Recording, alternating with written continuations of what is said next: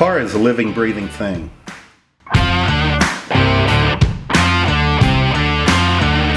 It consumes air and fuel, converts it into energy, and excretes waste. Exactly what all living things do. Cars have their own soul, their own unique personality, and no two are the same. They become members of the family. Take Pearl, for instance.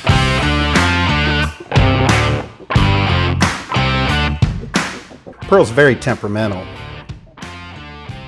If Pearl don't like the girl riding in her, I swear she'll spit, sputter, and run like plain old crap all night long. When the girl gets out, Pearl runs fine all the way home. It's all about perspective. Hop in, let's go for a ride.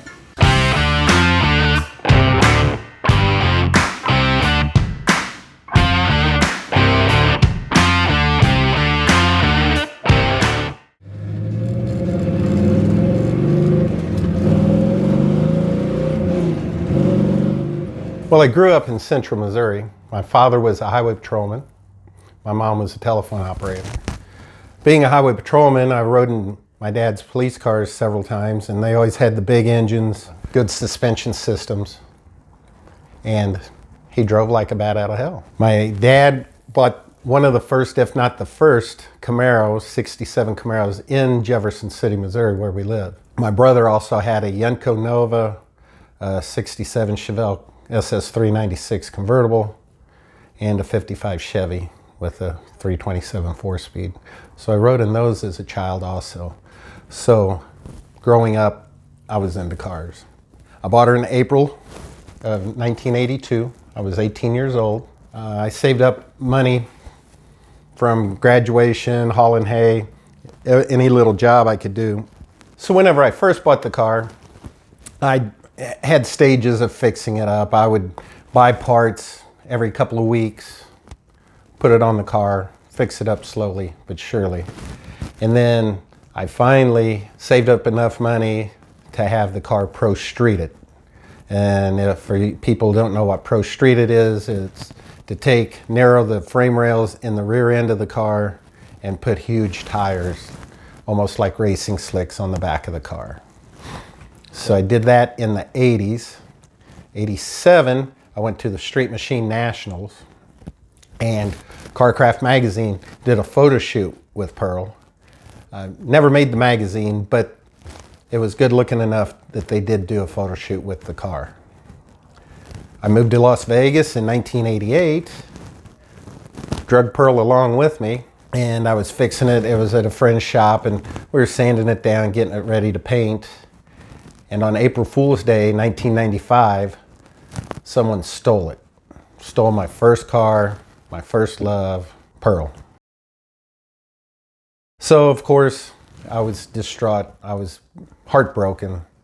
And I only had liability insurance, so I did not get a payout for the car. In 2008, during the Great Recession, things took a turn for the worse for me. I lost my house, I lost everything I had, just hit rock bottom. And I had to move from Las Vegas back to Missouri in my parents' basement. It was pretty humiliating. For years, it seemed like every time I tried to get going good, something else would just knock me down. I was depressed. I had got rejected from physical therapy assistant school again for the second year. And I was starting my second year of college, and I wasn't sure where I was going to go, what I was going to do. And it just was a bad time in my life. It was like the lowest point of my life. I was drinking heavily. I was taking pain medication. It's just, I was just walked around rock bottom for years, it seemed like. And then one day, July 30th, 2011, we're having a family barbecue over at the house. And my brother pulls up with his 67 RSSS Camaro convertible that he bought right after I bought Pearl back in 1982. He still had his car. So I saw it pull up, such a good looking car. And it just brought back bad memories of me and Pearl, you know, being stolen. So he kept asking me to go downtown Jefferson City to the car cruise. Let's go downtown to the car cruise. Hop in the car. I hadn't ridden in it in over 20 years. Finally, he said he'd buy me a couple drinks and if we go down there. So I reluctantly went to the car show with him because after Pearl was stolen, I stopped going to car shows. I stopped everything with cars because I was so heartbroken. So we go downtown and I see a bunch of my old friends. And guess what they all had? A lot of them still had their cars from back in the 80s whenever we all ran around together. So I had a really, really good time at the show. So I went back home and I thought to myself, you know what? Pearl's got to be out there someplace. I got on the internet and I Googled 1969 Pro-Street Camaro. And I started looking at all the images and, you know, I looked and looked and looked and could not find Pearl. And I remember I was clicking through the pages of these for sale, cars for sale, cars for sale. And on the 17th page, it ended about 4 cars down. The pictures of the cars stopped. And so they just had generic for sale signs listed and the cars listed. And I got this weird feeling, just a strange feeling. I've had this feeling a few times before. And it told me to click the third generic for sale sign on page 17. I took my mouse and I scrolled to the third one and I clicked it. And this car pops up. And it's the front end of the car with the flames on it and everything. And I'm like, wow, you know, flames on that car, I would have went a different route. But something also piqued my interest. It was real peculiar. It was still that feeling you have, that intuition. And I clicked on another picture of it, and it was kind of like a side view. And I still had that intuition. And it was saying, you know, I don't know what it was saying. It was strange. And I clicked on a different picture, and it was the full shot of Pearl's rear end. And I jump up out of my seat, and I go, that's Pearl. That's my car. I clicked on a couple of more pictures, and I knew for a fact that it was my car. I found Pearl after over 16 years of being stolen.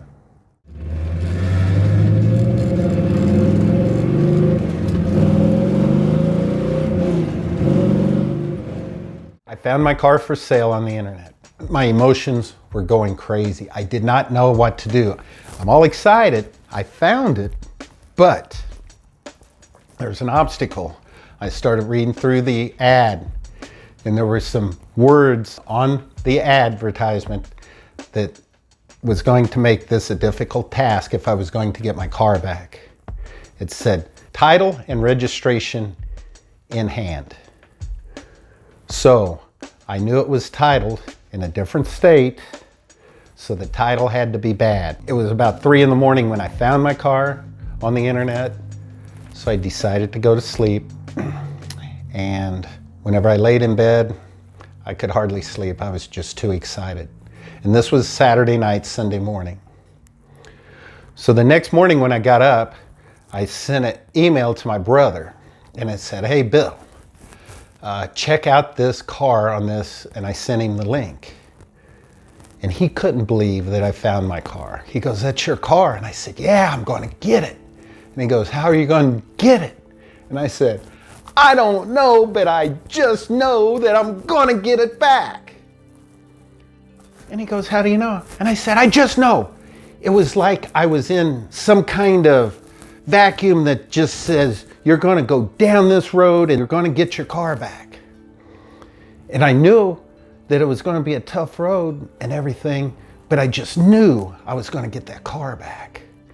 So the next day, Sunday, I sat and thought about how am I going to do this? It's titled and registered in a different state. The car was 1,100 miles away.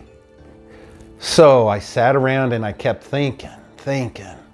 And I decided to call the Utah Highway Patrol. And I figured I'd get some professional courtesy since my father was a highway patrolman here in the state of Missouri. So I call him, and the lady goes, well, let me transfer you to the officer in office that would be in charge of that area. So she transferred me over, and the lady answers, sheriff's office. And I explained to her that I had found my stolen Camaro and everything. She goes, okay, I'll give it to an officer, and he'll call you whenever. So a little bit later, I get a phone call from an officer, and I told him the story. I said, hey, I found my car. It had been stolen over 16 years earlier in Las Vegas, and it's setting up in your, area, and you need to go check it out and get the car back for me. I told him about the car, and I said, the main thing you need to do is write down the VIN number in the report. Give me that. I need that VIN number so I know how to pursue this matter. So he goes, okay, I'll go check it. So he calls me back a couple hours later and said, Mr. Neely, I checked your car. And he said, that's not your car. And I said, what? And he goes, well, the VIN number on the car matches the guy's title and all the paperwork and everything's in line. And I said, yeah, they switched the VIN number. I said, the first thing a thief does when they steal a car is they switch the ID number. You got to look at the hidden VIN number or trace that VIN number that you have now back and see who had purchased the car.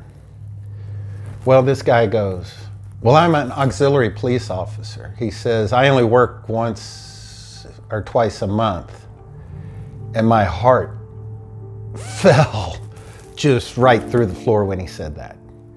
And I said, but this is my car. And he said, well, I don't have a lot of experience with it, so I'm going to hand it off to a full-time officer. I said, okay, great. So the next day I call back and I get a hold of the officer that was in charge of it. He goes, okay, well, I'll go out and look at the car in the next day or two. A couple days go by, I get a phone call, Utah area code. I'm going like, yeah. And he goes, well, Mr. Neely, I went out and looked at the car and determined it's not yours. And I said, what? What's the VIN number on it? He wouldn't tell me the VIN number. He said, I can't give you that information. He just says, it's not your car, and that's it. It's over. So I'm like, oh my God, twice. They've looked at the car twice. And I go, now I'm really stuck. So I do some more research online.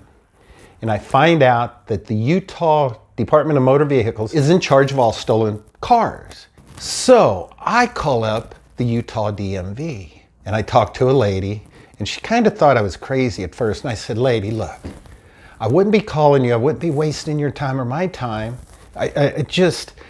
My car is stolen. It's there. Please, can you have somebody look at it, the local police or the police who looked at it? I don't know what they're doing as far as stolen cars goes. So she goes, well, I'll see if I can get an officer on it.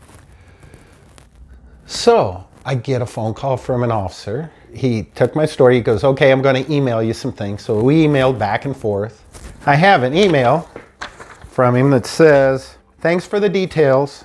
If this car is yours, you have provided sufficient information to show that. If I determine it is not, I will forward you pictures showing you why I have made my conclusions. I'm like, yes, yes, yes. I finally get somebody who knows about car thievery to work on my case. And I was so excited, right? This guy, that's all he does. So I'm at the verge of, yes, I'm gonna get my car back. A couple of days go by and I get a call from the officer who had went the second time to look at my car. And he said, Mr. Neely, we have determined that this car isn't yours and this case is officially closed, and freaking hung up on me. I was pissed. I was so upset. So I tried to call back, and of course, you get voicemail. Leave a couple voicemails, but I knew this police officer was not going to call me back. So I tried to call the auto theft specialist from DMV. And of course, I got no answer from him also. So I sent him an email, and my email said, "So-and-so, I am a little upset with you. You promised me you would go look at my car, and you did not. I am waiting on the pictures the police drew their conclusions. Thank you." The Utah DMV auto theft specialist wrote back to me, "I am sorry you are a little upset with me. However, the case was assigned to a new investigator and the results are beyond my control." So I'm sitting and I'm upset and I'm going like, man, there's got to be some way that I can figure this out. So I contacted the Syracuse police where this all was going on, and the receptionist, I asked if I could get a copy of the police report. And the receptionist said, "Sure, $7." So I gave her my name, and she goes, "I can't find the report. There's no report under that name in our system." I'm going like, "What?" She goes, "There's no report under that name." I said, "I just talked to an officer a couple days ago and last week." And she goes, "There's no report, so I can't send you the report." And I'm like, what the hell is going on here? How can they just, a report just disappear? I said, "Maybe you have my name spelt wrong." Spelled it with 2 E's, 3 E's. And she could not find the report and said, "Sorry."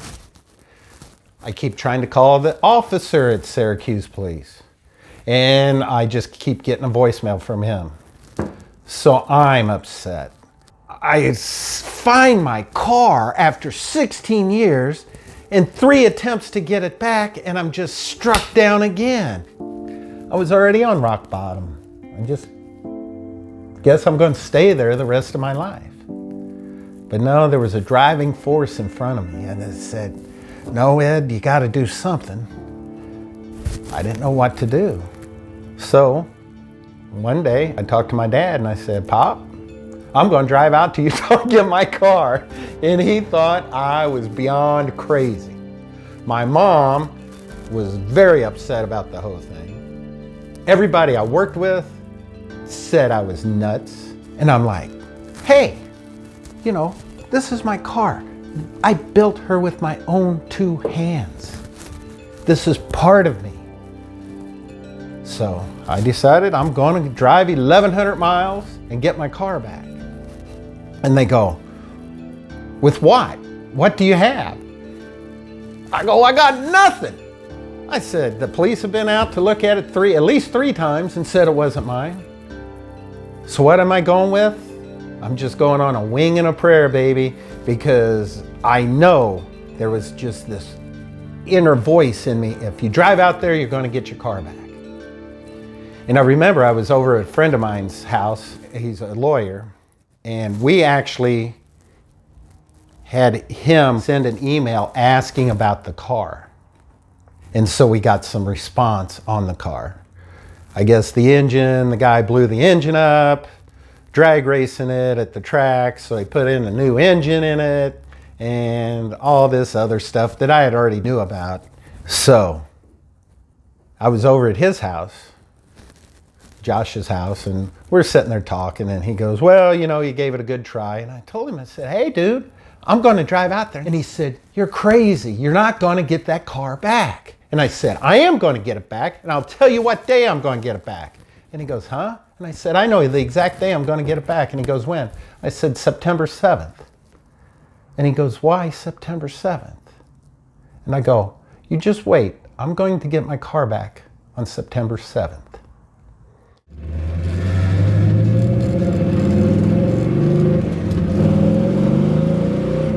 So, me and my dad decide to drive out to Utah.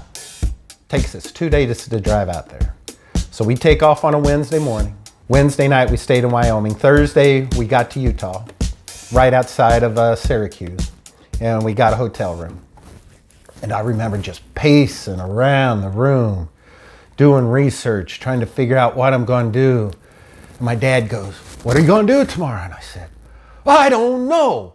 I'm just going to go in there and I'm just going to tell him my story and I'm going to get my car back. I just know I am." Dad goes, "Okay." So the next morning, bright and early, we go down to the Davis County Sheriff's Department. And I walk in and I tell the receptionist, "Hey, my car was stolen. Syracuse police screwed up the investigation, so the DMV. Can I get some help?" And so she's looking on the computer and she goes, "There's no report of a car being stolen with that name." And I'm like, "There has to be." And she goes, "No, sorry, I can't help you." And I finally told her, I said, "Look, we just drove out here 1,100 miles to get my car." I said, "If I was lying to you, or if I didn't believe in this," I said, "we would have never made the trip." So she goes, "Look, let me get an officer out here. Let me get you a deputy." So a few minutes later, a deputy walks out, telling my story. I said, "Hey," and he goes, "Come on back here." So he takes me and Pop into the back. And it was kind of cool because we're sitting there and word got around pretty fast around that department about a stolen Camaro over 16 years ago, and that they have the opportunity to recover it.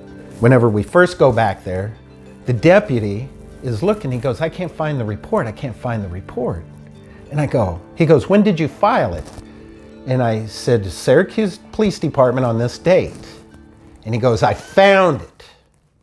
He said, "They have your name as Ed Willey, Wiley, from Jameson, Missouri." And I go, "What?" And he goes, he buried it. He said, "The guy who at Syracuse Police Department," he said, "he buried it." He said, "We have trouble with that guy all the time."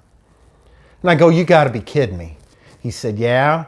And so that's when he went and got his day sergeant. Tell him the story. A lieutenant's in there. I tell him the story. And they're all just astounded by it.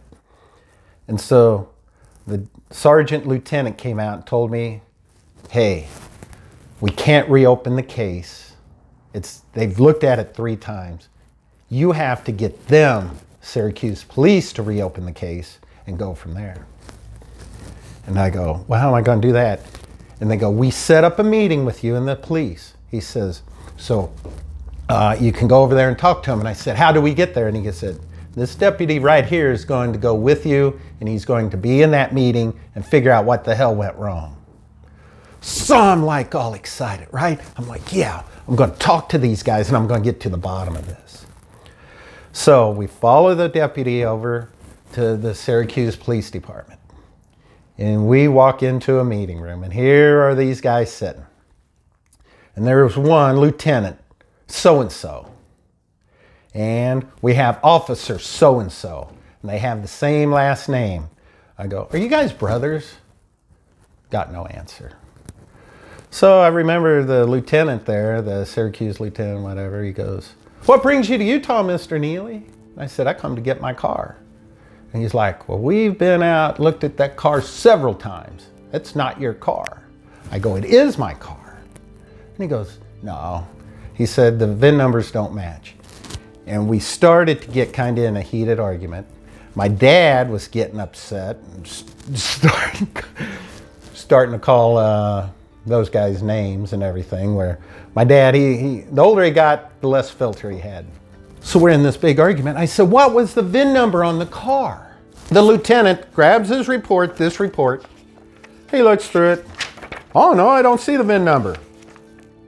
So he asks the officer, "What's the VIN number on the car?" The officer goes, "I don't know. I didn't write it down." I'm like, "How do you not write down the VIN number on the car?" I said, "I need that VIN number so we can track it." He goes, "Well, it's not your car." And I said, "Yes, no, it's not. It's not your car." He said, "The VIN number wasn't even close to your number." So we got blocked again. And Dad goes, well, we'll just go over there and get the car. We got the title to it right here. And that lieutenant goes, if you go near that guy's house, we're going to throw you two in jail. And I go, well, can I at least get a copy of the police report? And the lieutenant goes, yeah, there's $7 at the front desk. I said, they won't give me one because they don't have my name spelt right. And he goes, here, you can have this one. And he handed me this report. So I kind of looked through it real quick, and I see the guy has my car's name on the back of the report. So I'm like, okay, we'll go about this a different route. So we leave, and the deputy goes, hey, follow me to this parking lot, let's have a talk. So we meet the deputy in the parking lot out on the outskirts of town, past the city limits of Syracuse. And he said, you know what, let me see what I can find out, and we'll go from there. And I thought, okay, great. I need to go back to the hotel and do some research, get on my computer. So me and Pop, we head back to the hotel room, and I get my computer out. I have the copy of the police report. I look at the guy's name. I Google his name. So as I'm looking this up, my phone rings, and it's the deputy, sheriff. And he goes, come on down back to the police station. He says, I have a meeting set up with you and the DA. And I'm like, yes, I got a break. I throw the police report down. Me and Pop get in the car, and we head down to the sheriff's office. So we're in the sheriff's office, and we walk into a meeting room. And here's this guy sitting there in ostrich cowboy boots, blue jeans, and a flame shirt that has Las Vegas on it. And I'm going like, flames, flames like the car flames. Las Vegas, where I used to live. I'm like, this is a good sign. So I sit and talk to the DA, and he was, had that attitude, like, oh, well, Mr. Neely, the police have looked at that car 3 times. He goes, and the numbers don't match your numbers. He goes, you can have all the pictures in the world. You can know everything about that car in the world. He said, maybe you just sold it. He says, we don't know. He says, you have to have the numbers right. The proof is in the numbers. That's the only way we can help you. And I looked at him and I go, so you're not going to help me get my car? And he goes, no, I'm not. And I almost broke down in tears right then and there. It was the lowest point. We'd traveled 1,100 miles. We had all the emails, all the phone calls, all the energy. And I'm stuck with a DA that's can't do anything. And I can see where he can't do anything if I've really thought about it. And I thought, well, at least I gave it my best effort.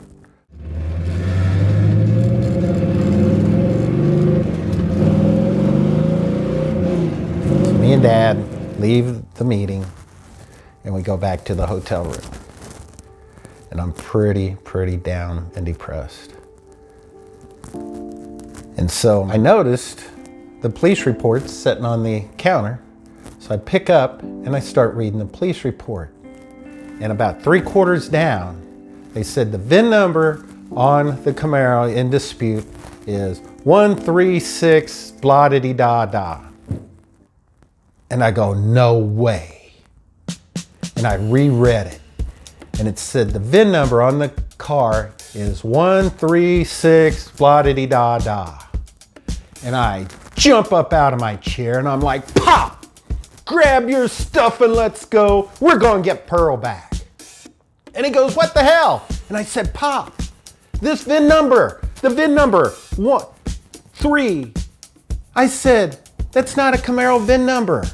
Camaro VIN numbers start 1, 2. VIN numbers that start 1, 3 is for a Chevelle. They had swapped a Chevelle VIN tag on my car. The numbers, right? The VIN numbers. The prosecutor wanted. I got them, right? Right where I want them, I got them.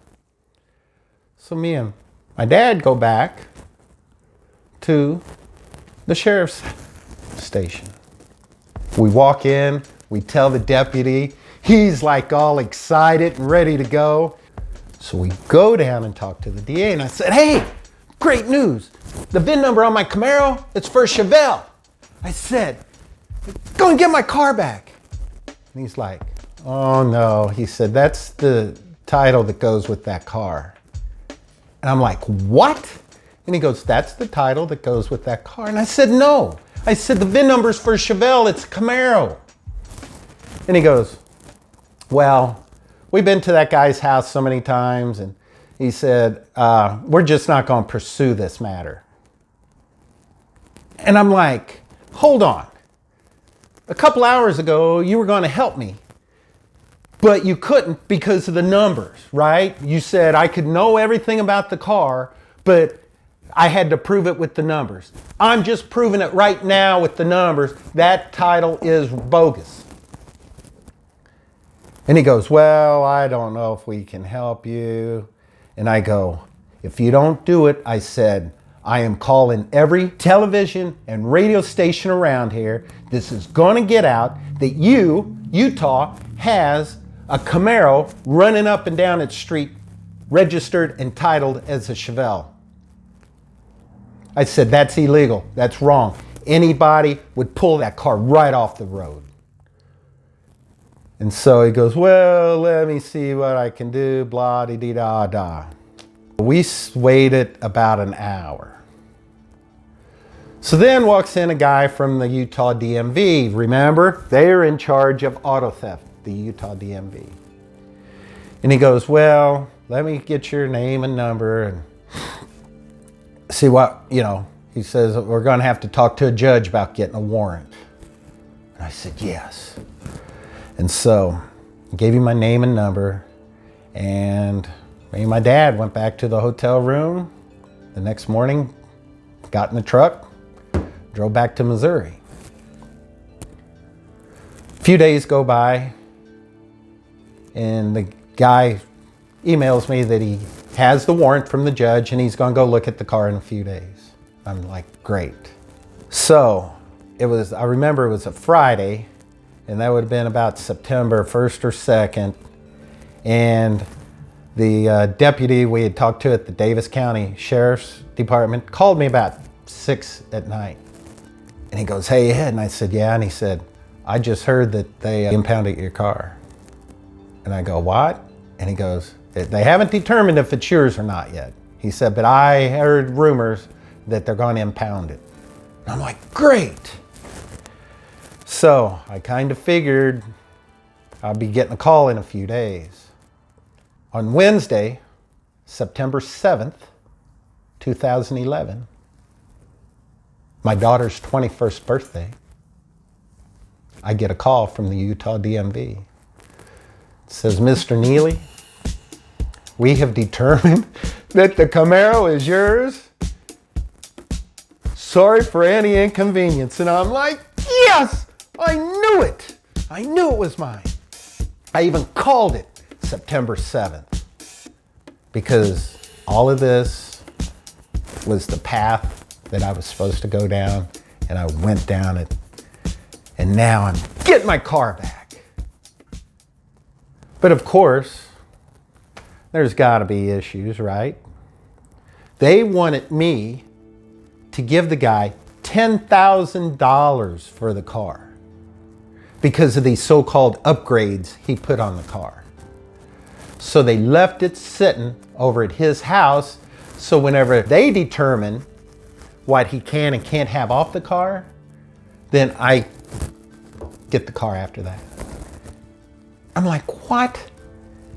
And they go, yeah, he's going to send you an itemized list of stuff. And I knew it was going to come up to $10,000.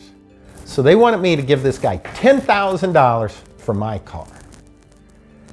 And so me and this guy from the Utah DMV go back and forth. I said, okay, I want receipts for everything he'd put on the car. I also want pictures and the receipts of the car from eBay that he supposedly bought it from 5 years before. Crickets. Don't get it. Hey, when are you going to give this guy $10,000? Eventually, He goes, "You're going to give the guy money?" And I said, "No," and it was a stalemate. But I'd also found out from my deputy friend that they had to hold the car 30 days. So for the next 30 days, I didn't email or contact the Utah DMV guy because I'm like, I'm done with it. So after 30 days, I said, "Hey, when can I come get my car?" And he goes, "Well, you got to contact the sergeant guy." So I contacted the sergeant and I asked him, if I could, who do I need to sign for it, or how do I get this, because I had to set up transport home and everything. So I decided I'm just going to fly out there, get it myself, and fly back. So I flew out there, signed the papers, flew back to Missouri. And then a day or two later, get an email from the Syracuse police officer, "Mr. Neely, it has been brought to my attention that my lieutenant that further investigation has been conducted into regards to your vehicle. It has also been brought to my attention that, in fact, this is your car. I would like to express my deepest apologies for making a critical error in this investigation. I would like to let you know that I based the majority of my investigation on the resources from the DMV officer that assisted me in the case. I am not a car expert, nor will I ever claim to be one, and that's why I brought in Agent so-and-so, guy's name, from the DMV. I hope that there are no ill feelings. I just want to let you know that I'm sorry, and I'm glad that after 16 years, you were able to find your car." Here's this guy's police report. On August 11th, 2011, I responded to this address to follow up on this case along with a DMV agent who works for the Department of Motor Vehicles. After gaining permission to remove some paint from underneath the wiper area, we were able to confirm that the cal number doesn't match the alleged victim's documentation. I made contact with the victim and he was advised of this situation. This case will be closed. Blah-de-dee-da-da, Syracuse Police Department. So I finally get Pearl back and I remove this cowl panel and I'm fixing her one day. I'm just cleaning her up. And I look, and where the hidden VIN number was that I thought was going to be cut out and a different one in, the original VIN number for my car. So the police didn't even go look at it. They buried the report and I still defeated them. I still got my car back because of perseverance, because it was what I was supposed to do. It was that voice. It was my destiny. It was my serendipity. It was my fate to find this car after 16 and a half years. This is my passion, cars. Everybody has a passion. Mine is this. This is what I spend my money on. This is what keeps me out of trouble, keeps me sane. I just get in and drive and go. And it's the greatest feeling in the world when I do that. All I have to say to you guys is, if you get that little voice in the back of your head, just follow it. And don't let anybody say it's a waste of time. Don't let anybody say it's in the past. If you really, really want it, just go for it, do it, get it. There's also a recurring thing about flames. I mean, the flames on the car, the flames on the DA's shirt with Las Vegas. Coincidence? I don't know. But in 2002, 7 years after Pearl was stolen, I decided I'm going to do something a little different. It was something coming out of me. And so I went and I got my first tattoo. And I remember when I got it, I told the guy, for some reason, I want flames on it, on the tattoo, because that will remind me of my old hot rod days. And I got the flames, and the flames match my car, and they match the guy's shirt. And about 6 months after I got the car back, I go and I sit down, about ready to get something to eat at a restaurant, local nice restaurant, and I order a beer, and I get a phone call from my mom. My mom never calls. And she goes, She was in hysterics. Dad, it's gone, it's gone. And I go, what's going on, Mom? And she goes, the house is on fire and it's gone. Oh, it's all destroyed. And I'm going like, what about my car? What about Pearl? And she goes, the firefighters are trying to save it. I don't know. And so I just throw some money down on the bar and I head home. And the house is flames. There's smoke everywhere. And I'm like, oh my God, 16 and a half years it was gone. And now I have it back for a few months and it's going to be gone again. And I pull up and the flames hadn't reached Pearl yet. I open the door to go in. I take one step in and smoke just hit me. And I started coughing. And a fireman goes, where are they at? I'll get them for you. And I told him where they were. And he went in my toolbox, got my keys. I got in Pearl and I started her up. And I got her out before the fire destroyed everything.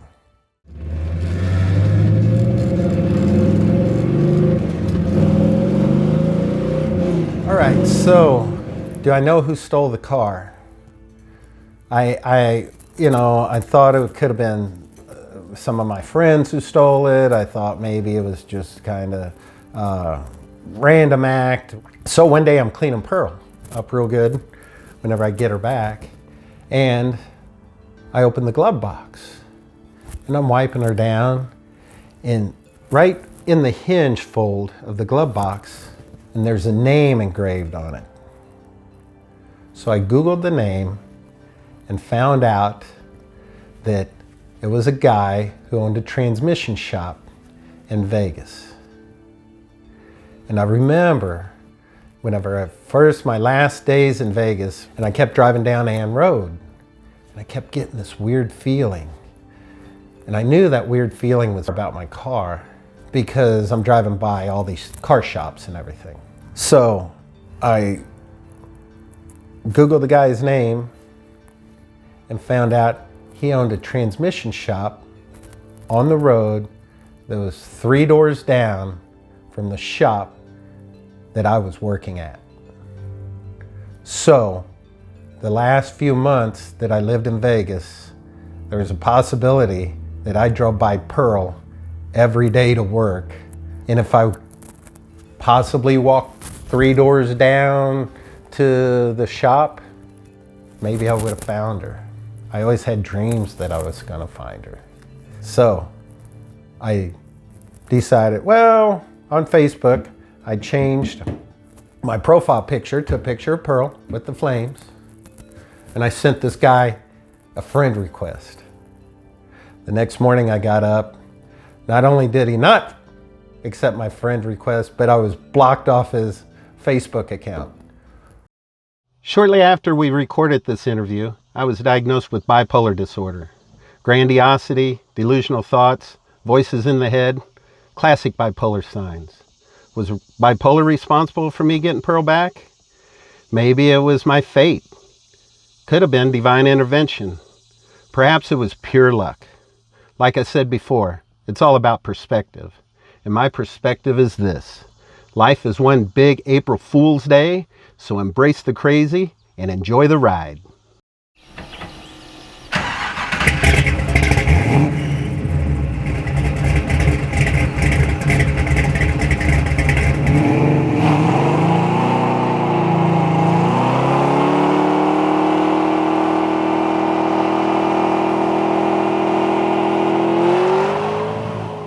My father died several years ago, 5 years ago. Of course, he had to die on New Year's Day. So it's like every New Year's Day, it's, hey, Pop. Yeah, you had to wait till that day to pass away. My father was different, put it that way. He's a great man, great to people. People loved him. He could get along with anybody. And he did a lot of good for a lot of people. And I ended up finishing college. I decided that education was for me, so I got in the education business. And I was about 2.5, I was on my 3rd year of teaching. I was having doubts. I'm going like, I don't know if this is for me. I don't know if I'm doing a good enough job. Am I pushing myself enough? I don't know what I'm doing. I just don't know. Maybe I need a different career. And if I'm going to do it, now's the time to do it. And I think there was an assembly or something was going on that day. Maybe it was the dinner. And I see a guy in a highway patrol uniform. And he's sitting talking to our secretary. So I walked up to him and I said, you know what? My dad's been passed away about 3 or 4 years now, and he never got to see me graduate college. When I see that Missouri State Highway Patrol uniform, I just get this emotion built up inside of me. And I remember when I was a little kid and I'd see my dad put it on every day, and just the pride and just everything that went along with it, and the feelings it gave me. And I just wanted to say thank you and everything for being a highway patrolman and for doing what you do. And so the next day, the secretary who was standing there goes, I didn't know your dad was a highway patrolman. I said, yeah, he retired, you know, like way back in the 80s. And she goes, well, my husband just retired from the highway patrol. Maybe they knew each other. And I said, nah, I kind of doubt it. You know, Dad retired probably before he went on. She goes, well, maybe. I'm like, there's maybe not a chance or whatever. So the next morning, the secretary comes in and she was all happy. She goes, my husband knows your father. And I go, really? And she handed me a package. And she goes, here. And I opened it. It was my dad's license plate off his car. And she goes, my husband received your dad's retired patrol number. He was 454 number 2. And it was that exact time, in that exact moment, whenever I knew I was exactly where I was supposed to be in life. And I was doing exactly what I loved to do and what I needed to do. And now I don't even think again about education, being a teacher. It's what I'm supposed to do.